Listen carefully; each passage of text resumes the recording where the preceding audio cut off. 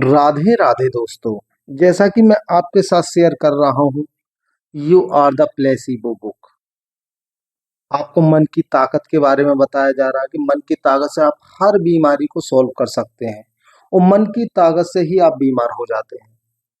तो आप मन की ताकत को नेगेटिव वे में या पॉजिटिव वे में यूज कर सकते हैं। आइए एक एग्जाम्पल और आपके सामने रखता हूँ घुटनों के ऑपरेशन का। होस्टन के जाने माने ऑर्थोपेडिक ऑर्थोपेडिक दोस्तों उसे कहते हैं जो हड्डियों का इलाज करता है। स्पोर्ट्स मेडिसिन विशेषज्ञ बूस मॉसले ने 1996 में एक परीक्षण अध्ययन प्रकाशित किया। ये 10 लोगों के साथ उनके प्रयोग पर आधारित था। वे 10 लोग पहले सेना में थे, घुटनों की बीमारी से ऑस्टियोआर्थराइटिस से पीड़ित थे। उनकी गंभीर अवस्था के कारण कई लोग लंगड़ाकर चलते थे, छड़ी का सहारा लेते थे या उन्हें उठने बैठने के लिए मदद की जरूरत पड़ती थी। अध्ययन के दौरान ऑर्थोस्कोप नामक लोकप्रिय सर्जरी पर काम होना था। इससे मरीज के घुटनों में चीरा लगाकर ऑर्थोस्कोप नामक फाइबर ऑप्टिक यंत्र डाला जाता था ताकि मरीज के घुटनों के जोड़ अच्छी तरह देखे जा सकें। सर्जरी के दौरान डॉक्टर जोड़ को साफ करके किसी भी तरह से उन अंशों को निकाल देते थे जो सूजन और दर्द का कारण बनते थे। उस समय तक हजारों की संख्या में लोगों की ऐसी सर्जरी करवाई गई थी। डॉक्टर मोस्ले के अध्ययन के दौरान 10 में से 2 रोगियों का यही इलाज किया गया। 3 का लेविस नामक प्रक्रिया से इलाज किया गया। उसमें घुटनों के जोड़ में केवल प्रेशर से पानी डालकर सफाई की गई थी, जबकि 5 रोगियों को केवल यही कहा गया था कि घुटनों उनकी सर्जरी कर दी गई है। उनके घुटनों पर केवल चीरा लगाकर सर्जरी होने का आवाज दिया गया। उन्हें किसी भी रूप में पहला या दूसरी तरह का इलाज नहीं मिला, बस घुटने में चीरा लगाकर टांके लगा दिए गए। 3 प्रक्रियाओं की शुरुआत एक सी थी। मरीज को ऑपरेशन कक्ष में पहिया कुर्सी पर बिठाकर लाया जाता था। उसे जनरल एनेस्थीसिया दिया जाता था। जब सर्जन अंदर आते तो उन्हें मुहरबंद लिफाफा मिलता था। उसमें लिखा होता था कि उस मरीज को जो 3 समूह में थे किसके अंतर्गत चिकित्सा देनी है।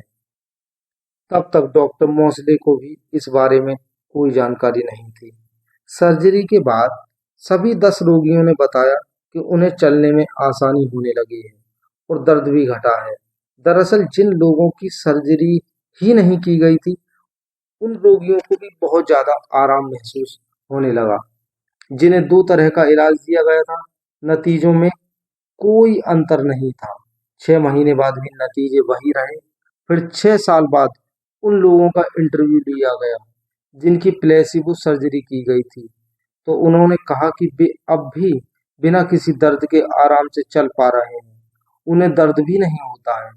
वे सर्जरी के 6 साल बाद भी ऐसे काम आराम से कर पा रहे थे जो सर्जरी से पहले नहीं कर पाते थे। ऐसा लगता था मानो उन्हें नया जीवन मिल गया हो। इन नतीजों से प्रेरित होकर डॉक्टर मोसले ने 2002 में एक अध्ययन किया। इसमें उन्होंने 180 रोगियों को शामिल किया। एक बार फिर से 3 दलों की दशा में सुधार हुआ। मरीज सर्जरी के बाद आराम से चल पा रहे थे। हालांकि जिन 2 समूह को वास्तव में इलाज मिला था, वे सर्जरी के 2 साल बाद भी अन्य से बेहतर नतीजे नहीं दिखा सके। जिनकी सर्जरी की ही नहीं गई, ये बात 2 साल बाद भी उतनी ही सच नहीं।